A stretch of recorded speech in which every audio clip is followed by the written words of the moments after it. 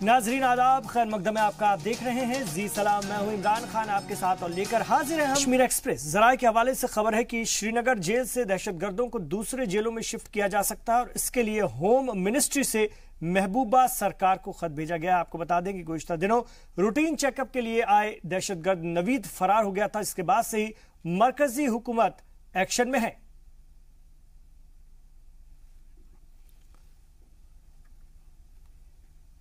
और जम्मू कश्मीर के पुंछ में पाकिस्तान ने फिर सीज फायर की खिलाफ वर्जी की है। मेंढर के केजी सेक्टर में शाम से ही सरहद पार से रुक रुक कर फायरिंग हो रही है। हिंदुस्तानी पोस्ट के अलावा रिहायशी इलाकों में बड़े गोले दागे गए हैं, जिसमें कि आर्मी के 3 जवान जख्मी हो गए। आर्मी अफसरान के मुताबिक पाकिस्तान बिना किसी उकसावे के रुक रुक कर फायरिंग कर रहा है। उन्होंने बताया कि पुंछ के कृष्णा घाटी सेक्टर में हुई पाकिस्तान की ओर से गोलाबारी में 22 सिख रेजिमेंट के 3 जवान हवलदार लखविंदर सिंह, हवलदार बलबीर सिंह और लांस नायक चरणजीत सिंह जख्मी हो गए, जिन्हें पुंछ के आर्मी हॉस्पिटल में भर्ती कराया गया था। लेकिन हवलदार लखविंदर सिंह को नाजुक हालत में देखते हुए उन्हें उधमपुर रेफर कर दिया गया। आपको बता दें कि पाकिस्तानी गोलाबारी में कल शाम एक खातून की भी मौत हो गई थी। इससे पहले भी पाकिस्तान ने 4 फरवरी को भी राजौरी में एलओसी पर मिसाइल का इस्तेमाल किया था और इस हमले में हिंदुस्तानी फौज के 4 जवान शहीद हो गए थे।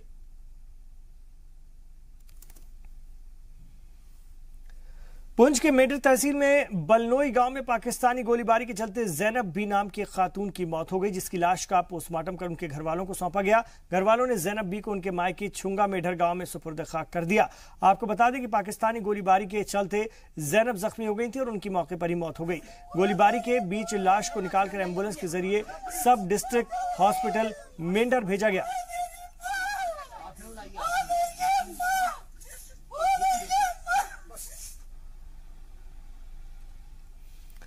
और पाकिस्तानी गोलीबारी के चलते खातून की मौत, पोस्टमार्टम के बाद घर लाश पहुंची और सुपुर्द खाक फिर घर वालों ने उन्हें किया।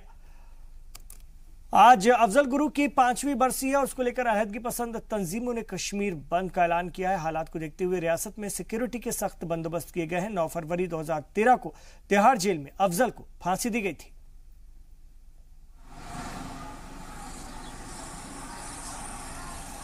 तो अफजल गुरु की बरसी है 5वीं और इसको लेकर अलहदगी पसंद तंजीमों ने कश्मीर बंद का ऐलान किया है। हालात को देखते हुए रियासत में सिक्योरिटी के सख्त बंदोबस्त किए गए थे। 9 फरवरी 2013 को अफजल गुरु को फांसी दी गई थी। आज अफजल गुरु की 5वीं बरसी है और अलहदगी पसंद तंजीमों ने कश्मीर बंद का ऐलान किया था।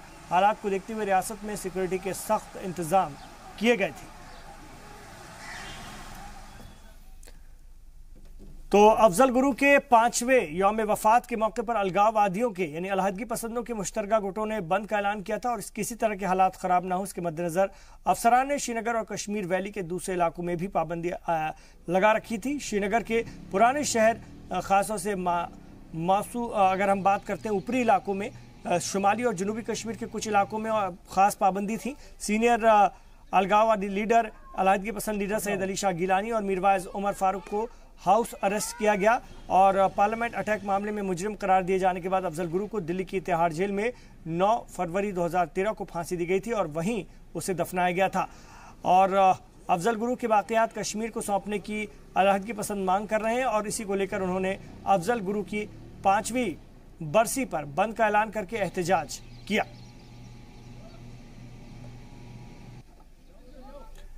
वहीं बारामूला और आसपास के इलाकों में बंद का असर साफ तौर पर नजर आया। तमाम दुकानें और दीगर कारोबारी इदारे भी बंद रहे। एहतियातन तमाम इलाकों में पुलिस और पैरामिलिट्री फोर्सेस की तैनाती थी और पाबंदियां भी थी, जिससे कि इलाकों का अमन अमान खराब ना हो सके।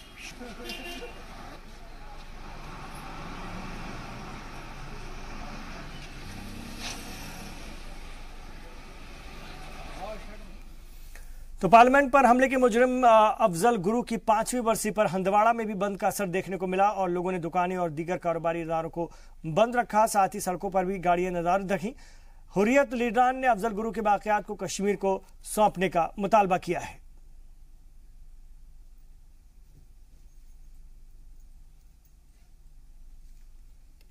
इधर सोपोर में भी बंद का असर साफ दिखा। दुकानें बंद रहीं, ट्रैफिक पर भी असर पड़ा। लॉ एंड ऑर्डर कायम रखने के लिए और एहतजाजों को रोकने के लिए सोपोर में पाबंदी कई जगह लगाई रखी गई थी। पुलिस और पैरामिलिट्री फोर्सेस को तैनात किया गया था। सिक्योरिटी फोर्सेस ने अफजल गुरु के गांव जाने वाले रास्तों को भी बंद कर रखा था। हालांकि हुर्रियत के कई नेता लीडरान अफजल गुरु के घर तक पहुंचने में कामयाब हुए।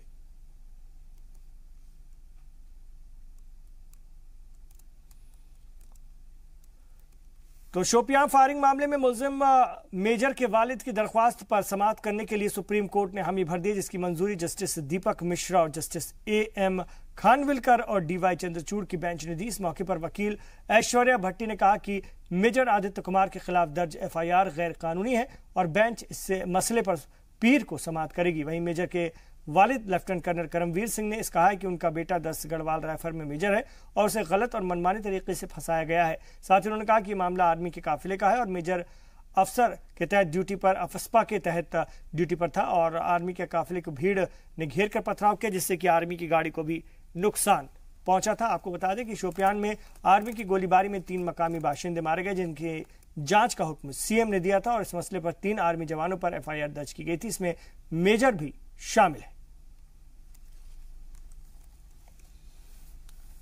कश्मीर में इन दिनों पत्थरबाजी पर खूब सियासत हो रही है और कुछ सियासी लीडरों ने जब पत्थरबाजों की तरफदारी शुरू की तो फौजियों के लिए भी कुछ लोग आगे आए। हालांकि शुरुआत फौजियों के अहले खाना ने ही की। गुज़िश्ता दिनों ही फौजियों की बेटियां उनके ह्यूमन राइट्स की हिफाजत की मांग को लेकर नेशनल ह्यूमन राइट्स कमीशन पहुंची थी। वहीं मेजर आदित्य, जिनके ऊपर FIR दर्ज की गई है, उनके वालिद ने सुप्रीम कोर्ट का दरवाजा खटखटाया है। इस पर रियासत की सियासी पार्टियों का क्या कहना है, आइए सुनते हैं। मेजर आदित्य, जिसके खिलाफ शोपियां केस में स्टेट ने FIR दर्ज करवाया था, उसके पिताजी आज जो है सुप्रीम कोर्ट गए हैं और उन्होंने मंडे को इसकी सुनवाई हो सकती है। इस पे कांग्रेस का क्या रुख है, बात करेंगे। सर, आपने भी ये इशू उठाया था कि जो है FIR जो है कार्रवाई होनी चाहिए सेना के खिलाफ, तो आज आप क्या कहेंगे? नहीं, हमने ये कहा था कि अगर अनप्रोवोक्ड फायरिंग है तो ये नहीं, इंसानी जाने नहीं जानी चाहिए जो इनोसेंट लोग हों, तो हमने उस बारे में ये बात उठाई थी। लेकिन अब जो FIR लगा था तो गवर्नमेंट ने कहा will get it to this conclusion, logic conclusion, तो हम उसी का वेट कर रहे हैं। और अगर आपका कहना है कि उनके वालिद साहब सुप्रीम कोर्ट में गए हैं, let us see what the supreme court decides. FIR हटाई जाती है तो ऐसे में कांग्रेस का क्या स्टैंड है? इट्स ए लीगल, अफस्पा जब यहाँ है तो इसको लीगल एंगल से फिर स्टडी करना पड़ेगा कि कैसे है, FIR लगना चाहिए था क्या, are they will well within the rights to file an FIR। और फिर उनके वालिद साहब सुप्रीम कोर्ट गए हैं, that is the highest court of the country, let us wait for the outcome of the. Congress का क्या स्टैंड रहेगा अगर FIR कंटिन्यू रहती है या हटाई जाती है? इन दोनों सूरतों में क्या सूरत? मैंने वही कहा ना, these are the legal aspects of the matter. नहीं, लेकिन अगर ऐसा होता है, लेकिन उसके बाद क्या आप सदन में इस बात को काउंसिल में उठाएंगे? इट्स ओन कोर्स, जो कानून होगा वही हम विल एक्सेप्ट दैट। आपको ये लगता है कि जो सेना की पावर्स हैं उनको खत्म नहीं करना चाहिए? मैं देखिए, जहां हमने ये कहा था, जहां जहां हालात ठीक हुए हैं स्टेट में, वहाँ तो लाना चाहिए था, नीचे उसको रिवोक करना चाहिए था। और जहाँ हालात ख़राब हैं वहाँ तो लाजमी तौर बनता है कि वो रहे।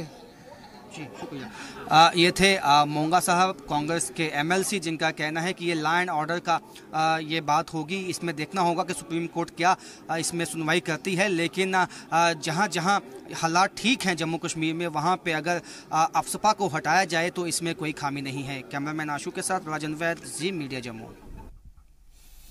सर, जो स्टेट गवर्नमेंट ने FIR किया था मेजर आदित्य के ऊपर, उसके विरोध में उसके जो वालिद हैं उन्होंने सुप्रीम कोर्ट का दरवाज़ा खटखटाया है, क्या कहेंगे आप? देखिए, ये स्टेट गवर्नमेंट को कहना है। On the floor of house जब ये मसला उठा, हमने उठाया, तो उस वक्त स्टेट गवर्नमेंट ने not less than madam chief minister, उनके हमने FIR डाला है और उसमें नेम किया है अफसरों को। आज ये प्रूव हो रहा है कि नेम कुछ अफसरों को किया गया है, इसलिए मेजर के फादर ने अप्रोच किया है सुप्रीम कोर्ट को। हम we are supporting that innocent killing should not be done. Whosoever has killed the innocent, he should be punished, whether Mr. A or B or C. So everyone has right. If his father has approached to the Supreme Court, he has also right. You can't deny. Sir, arm forces special powers act को आपको लगता है इस वक्त कायम रखने की बहुत ज़रूरत है जिस तरह के हालात बने हुए हैं? देखिए, हम कह रहे हैं कि पावर का मिसयूज भी होता है. Nobody should treat that this is a lesson in his hands to kill the innocent people. और जो असपा है वो है एक सिचुएशन को डील करने के लिए, लेकिन उसका मान ही नहीं है सिचुएशन को कोई मिसयूज उस पावर को करेगा। तो उसमें ऐसे भी पहले भी कार्रवाइयाँ हुई हैं। जब पांडियन कमीशन ने एक रिपोर्ट दिया था, ब्रागपुरा में अनंतनाग में हुआ था, 5 बेगुनाह शहरियों को मारा गया था, उनको फिर कब्रों से निकाला गया और उसकी तहकीकात हुई। तो उसमें जो कमीशन सुप्रीम कोर्ट के रिटायर्ड जज थे उनने रिपोर्ट दिया है।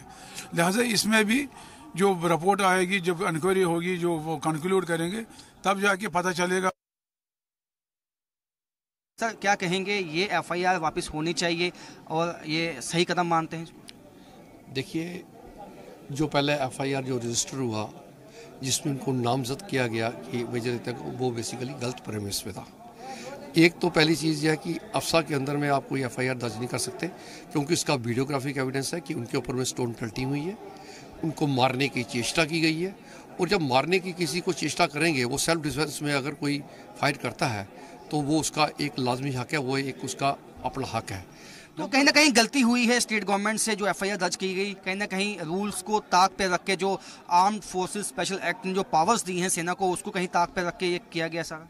बिल्कुल सरासर गलत है। मैं कहता हूं कि इन्होंने सेना का मनोबल भी गिराया और आज मेरे को पूरी उम्मीद है कि सुप्रीम कोर्ट इस एफआईआर को क्वैश करेगी।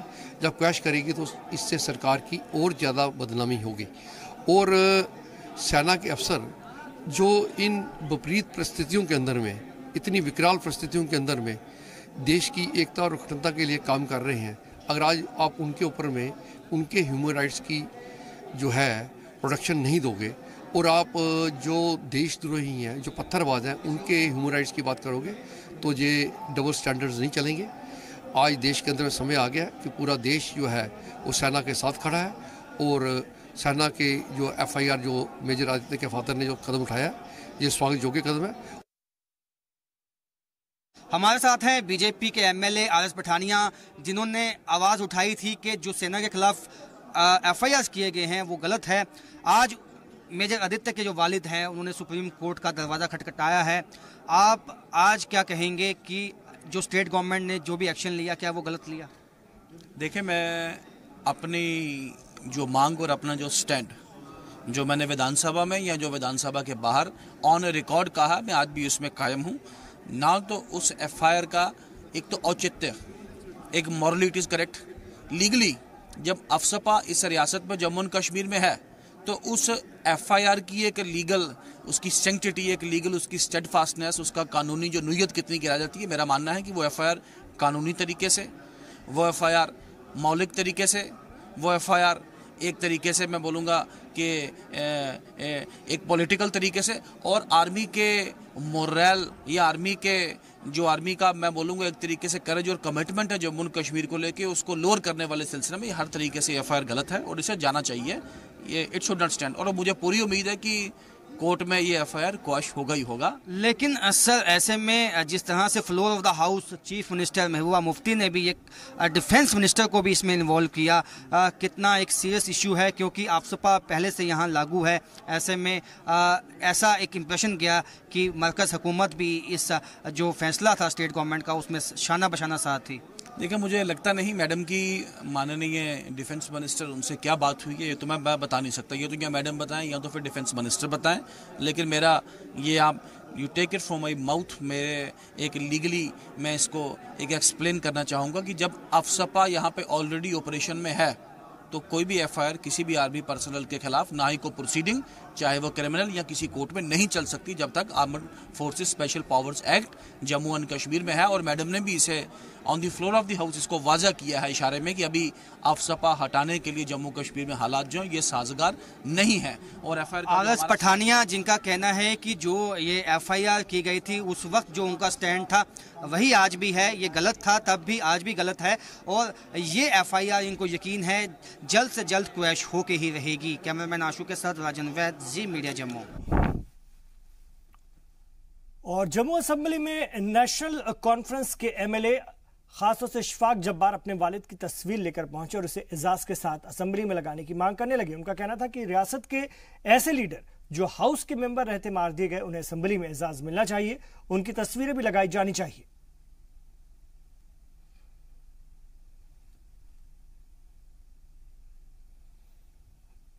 तो आपको बता दें कि ये ख़ास तौर से खबर आप इस वक्त देख रहे हैं जो जम्मू असेंबली में नेशनल कॉन्फ्रेंस के एमएलए इशफाक जब्बार अपने वालिद की तस्वीर लेकर पहुंचे थे और उनका कहना था कि उनकी वालिद की तस्वीर को पूरे एजाज के साथ असेंबली में लगाया जाए, क्योंकि उनके वालिद एक ऐसे लीडर थे जो हाउस के मेंबर रहते हुए मार दिए गए थे। उन्हें असेंबली में एजाज मिलना चाहिए और उनकी तस्वीर भी असेंबली में लगाई जानी चाहिए। National conference MLA Ishfaq Jabbar ने आज बड़ा अहम एक इशू उठाया है। उनका कहना है कि जो मिलिटेंसी में जो एमएलएस जो मारे गए हैं उनके जो तस्वीरें हैं यहाँ जम्मू कश्मीर जो है लेजिस्लेटिव असेंबली में लगनी चाहिए। सर, ये जो इशू है आपने उठाया है, कितना जेन्युइन इशू है ये? जी, मैं समझता हूँ अपनी जगह बहुत ही जेन्युइन है, क्योंकि उन्होंने देश के लिए कुर्बानियाँ दी है। जितने भी लेजिस्लेटर्स रहे हैं, खासकर मेरे वालिद साहब जो फादर थे शेख अब्दुल जब्बार साहब, उनको अर्ली 90s में शहीद किया गया था। उन पे यही था कि ही वाज ट्रू पैट्रियट। तो यहाँ और भी तस्वीरें लगी हैं, जैसे कल ही हमें एक लद्दाख के हमारे बहुत बड़े एक जाने माने पर्सनैलिटी कुशक बकोला जी की यहाँ तस्वीर लगाई गई।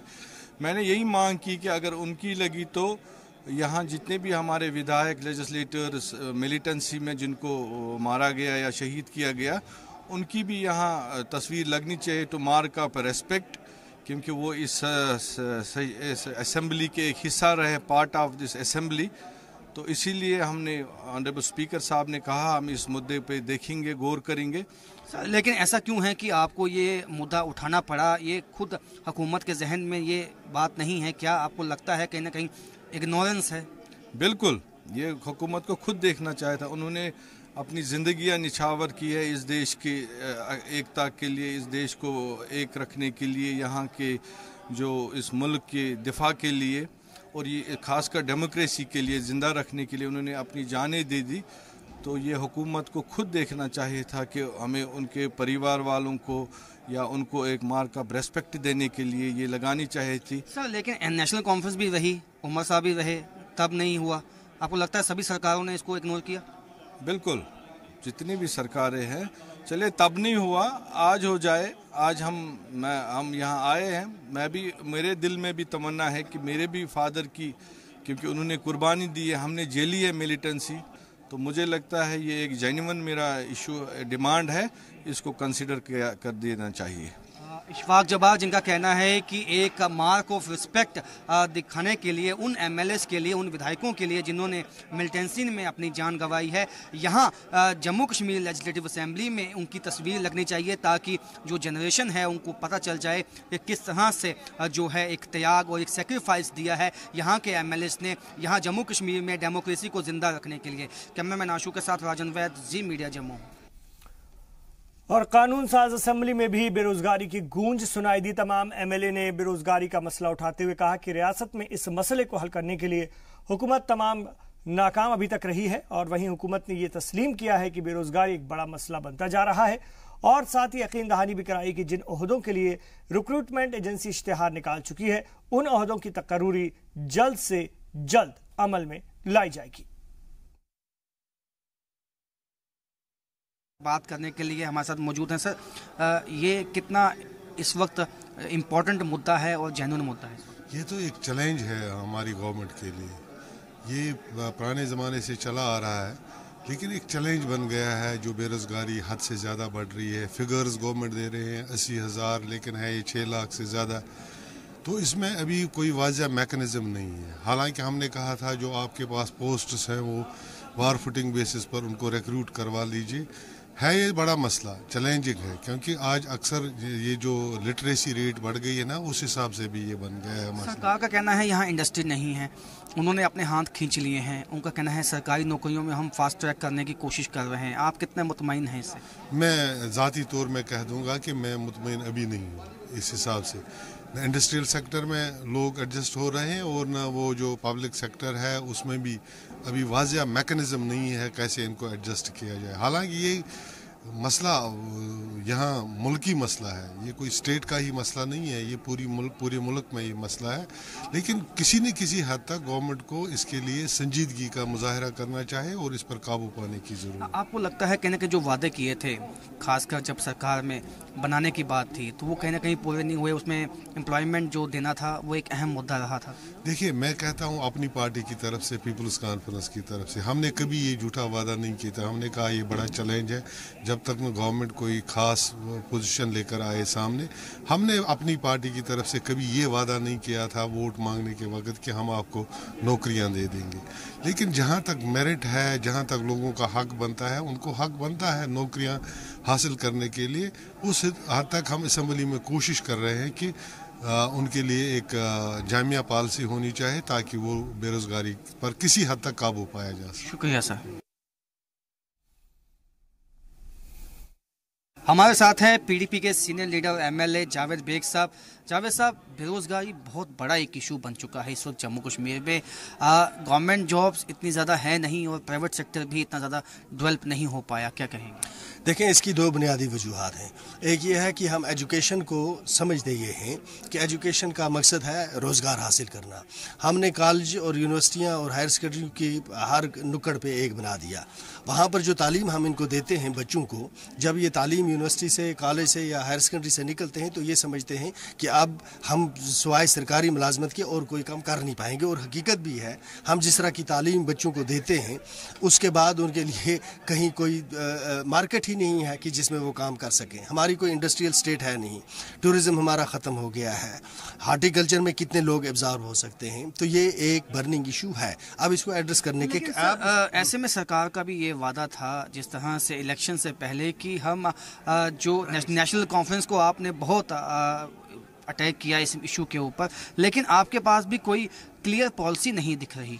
बिल्कुल क्लियर पॉलिसी है। आप देखें नेशनल का, जिसमें नाम नहीं लूँगा, जिन लोगों ने ये 60-70 हज़ार आदमी लगाया है, इन 60-70 हज़ार घरों को वक्त हमने रोजगार फराहम कर दिया। सर, एक आखिरी सवाल ये है कि आपको लगता है कि यहाँ इंडस्ट्री नहीं है, इसका जो एक मेन वजूहात यही है कि यहाँ पे धारा जो 370 है उसकी वजह से जो कंपनीज नहीं आ पाई, इंडस्ट्री सेक्टर नहीं डेवलप कर पाया? ना, उसका कोई इशू नहीं है। देखें, हम टेल एंड पर हैं। ये हर रियासत का अपना एक कल्चर होता है। ये एक छोटी सी रियासत है, इसमें उस तरह के इंडस्ट्रियल आप कहाँ से लाएंगे रॉ मटेरियल? हम महाराष्ट्र से लाएंगे यहाँ रॉ मटेरियल, फिर कोई चीज़ बना के महाराष्ट्र को बेचेंगे? इम्पॉसिबल है कि कश्मीरी नौजवानों को हिंदुस्तान के मुख्तलिफ शहरों में इतने अच्छे जॉब मिलेंगे कि ये बहुत इज्जत और विकार की ज़िंदगी बसर करेंगे। इस मुल्क में इतना पोटेंशल, इतनी सलाहियत, इतने मौके हैं हम लोगों के लिए कि अगर हम चाहें तो इस हिंदुस्तान की किसी भी रियासत में कश्मीर का टैलेंट जो है, जम्मू और लद्दाख, टैलेंटेड लोग हैं, बासलाहित लोग हैं।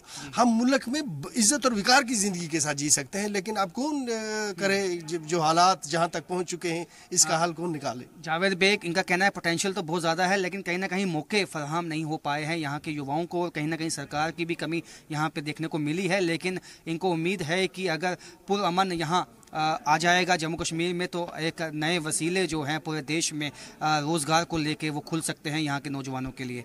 कैमरामैन आशु के साथ राजन वैद, जी मीडिया जम्मू। एम्प्लॉयमेंट अपॉर्चुनिटीज़ होनी चाहिए ताकि हमारी नौजवान, क्योंकि हमारी रियासत में एक बदकिस्मती है, इसमें बहुत से मसाइल हैं, इसमें बहुत से प्रॉब्लम्स हैं। मसलन हमारी रियासत में एक मसला यहाँ इंडस्ट्रियल बेस नहीं है, यहाँ इंडस्ट्री नहीं है। यहाँ कुछ दो तीन सेक्टर्स हैं जिससे लोगों को रोज़गार मिल सकता है, या तो टूरिज़्म है, या हार्टिकल्चर है, या हैंडीक्राफ्ट्स है। ये कोई राजस्थान या महाराष्ट्र रियासत, पंजाब नहीं है जहाँ इंडस्ट्रियल बेस है और लाखों लोगों को रोज़गार मिलता है प्राइवेट सेक्टर में। इसलिए यहाँ प्राइवेट सेक्टर की कमी होने की वजह से काफ़ी मुश्किलात हैं। एक छोटा सा वक्फा हम यहाँ पर लेंगे, लौट रहे हैं, आप देखते रहिए कश्मीर एक्सप्रेस।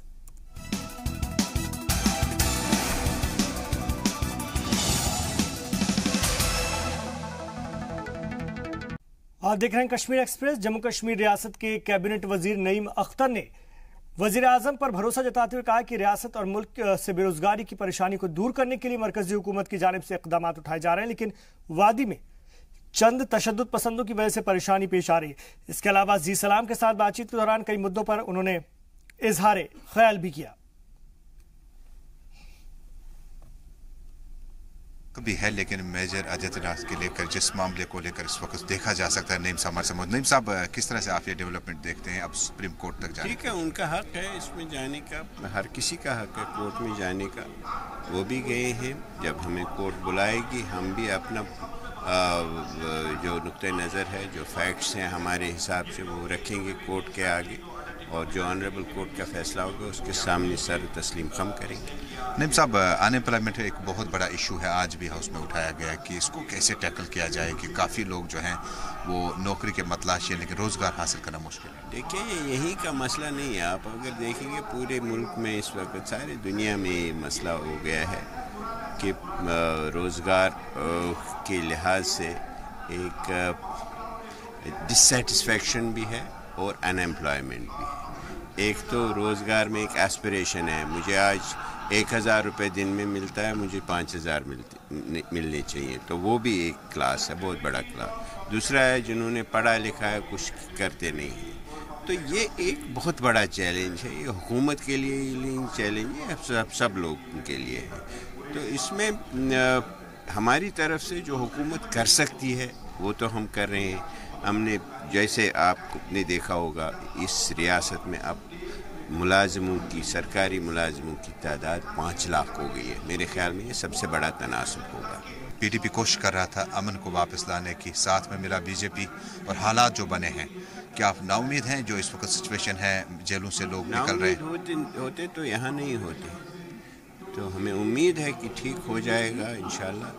और ये जो गवर्नमेंट ऑफ इंडिया के इनिशिएटिव्स हैं, जो चाहे स्टोन पेल्टर्स के लिहाज से, चाहे उन लोगों को वापस लाने के लिए जिन्होंने बंदूक उठाई है, चाहे हमारे इंटरलोक्यूटर की तैनाती, ये एक एक्नॉलेजमेंट है कि जम्मू कश्मीर को बातचीत से ही ठीक किया जा सकता है। इसमें स्ट्रॉन्ग आर्म मेथड्स नहीं चलेंगे।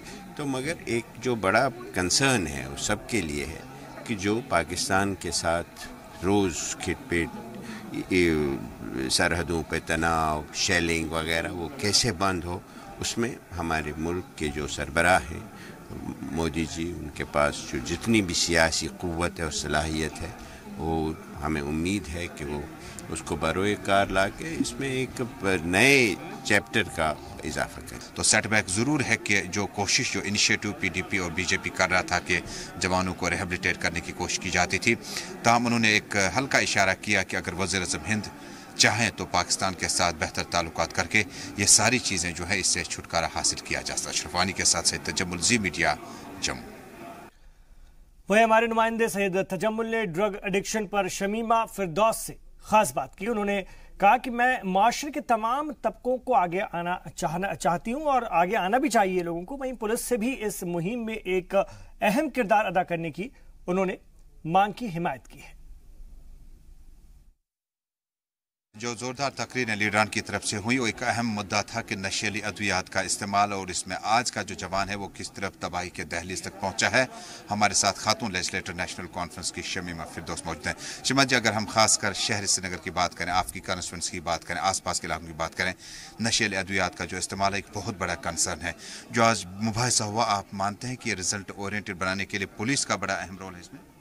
बिल्कुल, बेशक आप सही कह रहे हैं। जो मुझे कहना था वो आपने खुद ही कहा, मैंने अंदर भी कहा जबकि शोरगुल वहाँ पे हो रहा था। मैंने कहा इसमें इन्होंने कहा कि हमें जो सोसाइटी को, सिविल सोसाइटी को इन्वॉल्व करना चाहिए, हमें मोहल्ले कमेटियाँ बनानी चाहिए, मगर मुझे लगता है वो भी ज़्यादा, अगर हम सारा कुछ सिविल सोसाइटी पे डालेंगे, हम कहेंगे सोसाइटी ही सारा कुछ करे, तो फिर सरकार क्या करेगी। इसके लिए ज़्यादा जो अहम ज़रूरत है वो पुलिस की है। पुलिस को मुतहरिक करना चाहिए और उनको जवाबदेह बनाना है इस बारे में। आप मुझे कहिए, जो शहर श्रीनगर में आपको पता होगा कितने लोग, कितने अमवात हुए नौजवानों के। मेरी कॉन्स्टिट्यूंसी में 3-4 लड़के ऐसे जवान थे जो 28 साल के, 30 साल के, मतलब वो सारी वैली में, मैं वैली की बात करूँ और शहर श्रीनगर की बात करूँ, बहुत सारे लड़के नौजवान उन्होंने जब लिया है, कोई देता है उनको मुफ्त भी देता है, ऐसे ताकि उनको वो शुरुआत कर रहे हैं।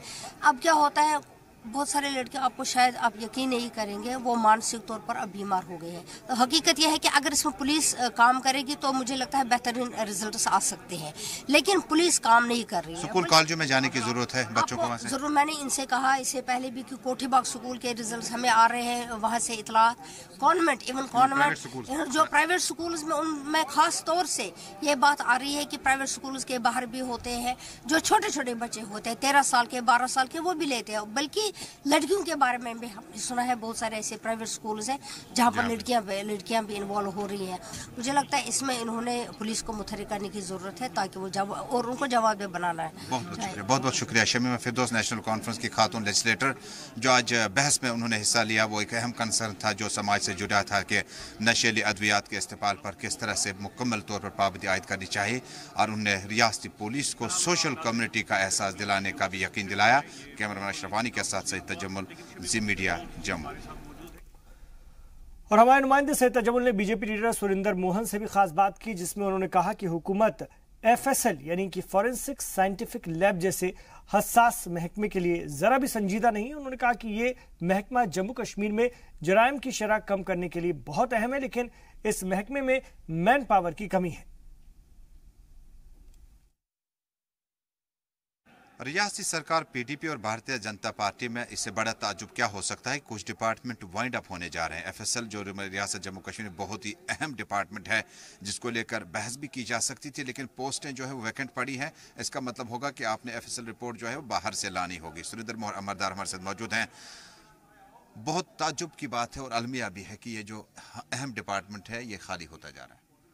जी, मेरा कंसर्न भी यही था कि फॉरेंसिक जो FSL है, फॉरेंसिक साइंस लेबोरेटरी जो है, जो वाइटल और कोर इंस्टीट्यूशन है क्राइम इन्वेस्टिगेशन के करने के लिए, और साथ साथ में जब क्राइम होता है तो उनकी एविडेंसेस को भी जो कोर्ट में पेश करनी होती है। वहीं से सरकार ने जो मेरे सवाल के जवाब में बताया कि इसमें एक पोस्ट डायरेक्टर का है, एक जॉइंट डायरेक्टर का है और 6 डिप्टी डायरेक्टर्स हैं, 12 साइंटिफिक ऑफिसर्स हैं। और दूसरा जो जवाब था कि उन्होंने जो डायरेक्टर का पोस्ट वैकेंट है, जो जॉइंट डायरेक्टर का पोस्ट है वो नॉन टेक्निकल है, वो साइंटिफिक बैकग्राउंड से नहीं है, वो डेपुटेशन से आया है। तो जो 6 डिप्टी डायरेक्टर्स के पोस्ट हैं वो भी वैकेंट है।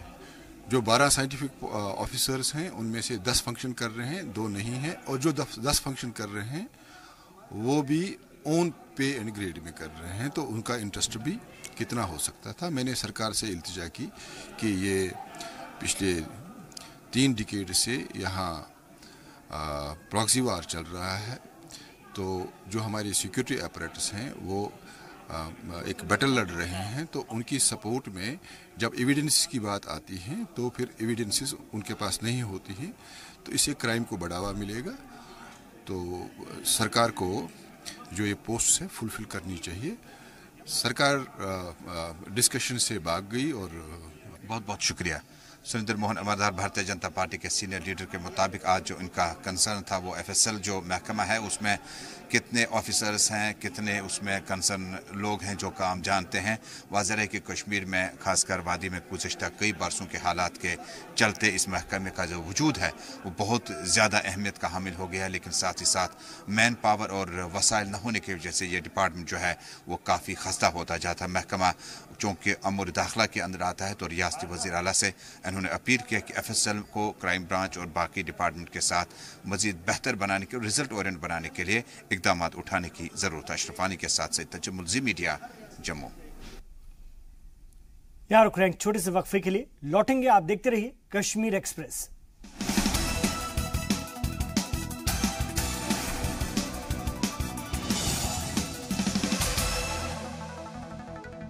आप देख रहे हैं कश्मीर एक्सप्रेस। बात बांदीपुरा की निदा खान की करते हैं। MCA की डिग्री हासिल करने वाली निदा ने अपने प्रोफेशन से एक अलग रास्ता चुना है। आइए देखते हैं रिपोर्ट।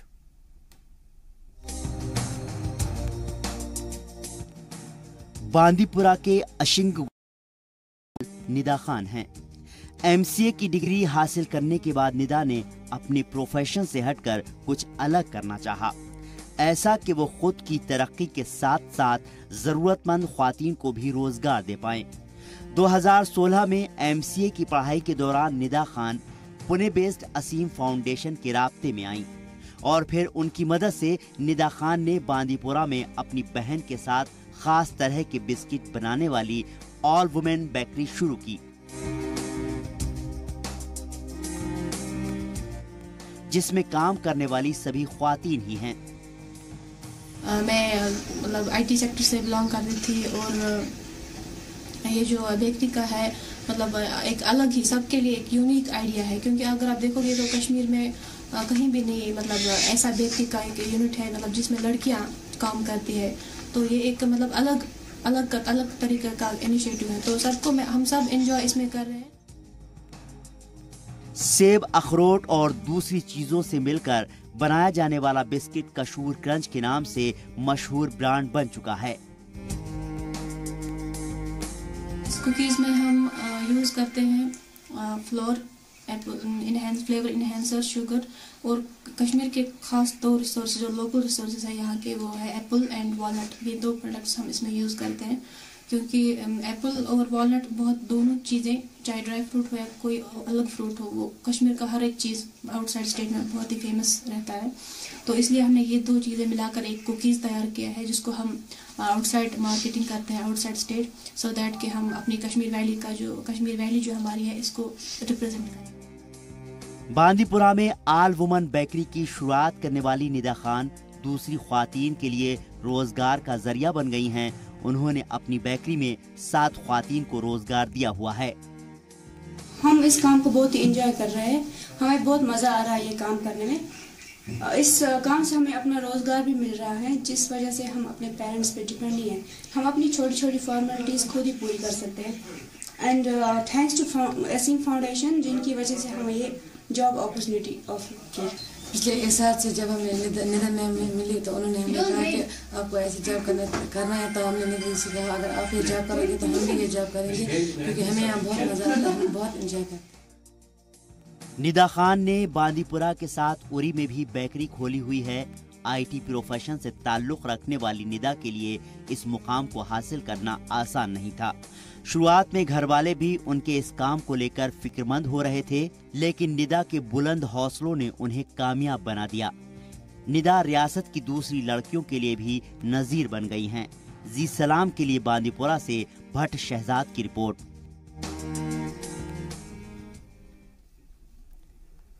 और आइए अब चलते चलते देखते हैं 5 मिनट में 25 खबरें।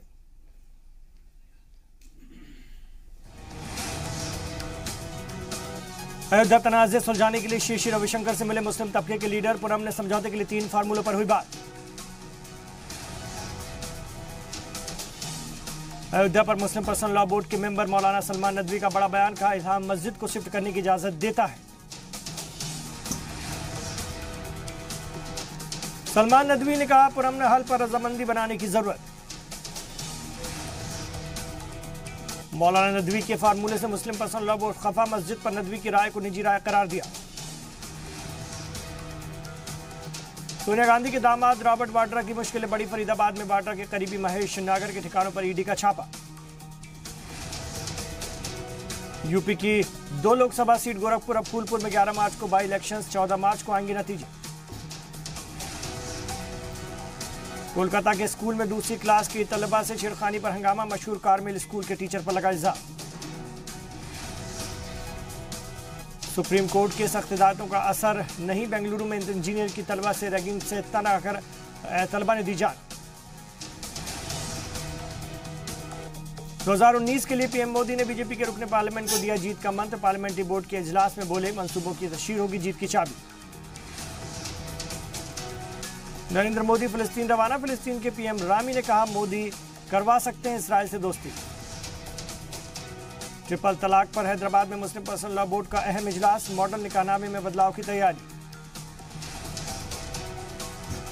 यूपी के मुरादाबाद में 6 महीने की मासूम परी मिली कूड़े के ढेर में। रोने की आवाज सुनकर लोगों ने किया पुलिस के हवाले। मालदीव क्राइसिस पर चीन ने बढ़ाया दोस्ती का हाथ। कहा भारत के साथ नहीं चाहते तनातनी। पी चिदंबरम के बेटे कार्ति के घर पे सीबीआई के सीक्रेट दस्तावेज मिले। 13 जनवरी को ईडी की रेड में मिले मैक्सिस एयरसेल डील से जुड़े दस्तावेज।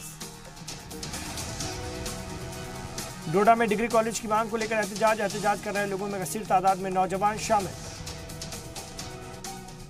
उधमपुर डिस्ट्रिक्ट कबड्डी एसोसिएशन की जानिब से सुभाष स्टेडियम में कबड्डी का टूर्नामेंट मुनक्किद किया गया। कबड्डी टूर्नामेंट तकरीबन 25 साल बाद करवाया जा रहा है।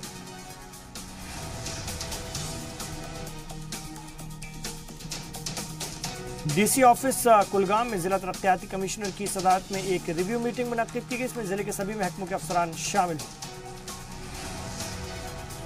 रामबन मैत्रा सड़क में दरारें पड़ने से चलते मकामी लोगों का गुस्सा फूटा। रामबन के लोगों ने जम्मू कश्मीर श्रीनगर नेशनल हाईवे को जाम कर एहतजाज किया। सुंदरबनी को जिला बनाने की मांग को लेकर मकामी लोग एहतजाज पर उतरे। कालाकोट, सुंदरबनी, नौशहरा, त्याट में लोगों ने जम्मू पुंछ हाईवे पर सुंदरबनी चौक पर जाम लगाया। कश्मीर बंद का असर बनिहाल में भी देखने को मिला। इस दौरान तमाम कारोबारी इदारे बंद रहे।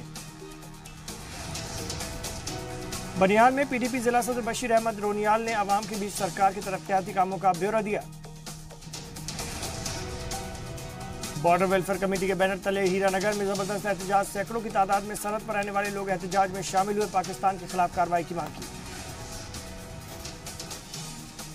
कच्चे तेल में लगातार छठे दिन दिखी कमजोरी। एक महीने की निचली सतह पर पहुंची कीमतें करीब 10% गिरावट के बावजूद पेट्रोल डीजल कीमतों में राहत नहीं। उधर जयपुर में लापता हुए जिला जज गजानन शर्मा सुबह 9 बजे निकले थे घर से, अब तक नहीं लगा सुराग। और साउथ कोरिया की प्योंगयांग में विंटर ओलंपिक्स 2018 का आगाज 9 से 25 फरवरी तक चलने वाले ओलंपिक्स में 92 मुल्कों के करीब 3000 एथलीट हिस्सा ले रहे हैं।